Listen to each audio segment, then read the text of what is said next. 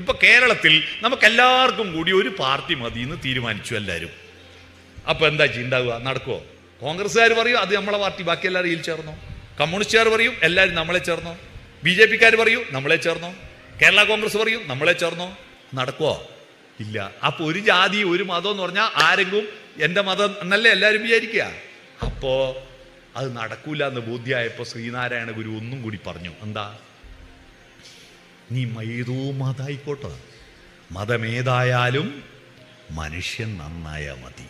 അത് പ്രാക്ടിക്കലാ, അത് പ്രായോഗികമാണ്. മനുഷ്യൻ മതത്തിന്റെ ലക്ഷ്യം എന്താ? മറ്റൊരു മതത്തെ വെറുക്കലും തോൽപ്പിക്കലുമാണോ? വെറുക്കാൻ മതം വേണോ? ദൈവം വേണോ? മതത്തിന്റെ പേരിൽ ഉണ്ടാകുന്ന വെറുപ്പ് പോലെ ലോകത്തെ വിഡ്ഢിത്തം വേറെയില്ല. കാരണം മതങ്ങൾ ഉണ്ടാക്കിയത് അടിക്കാനല്ല, അടുക്കാനാണ്.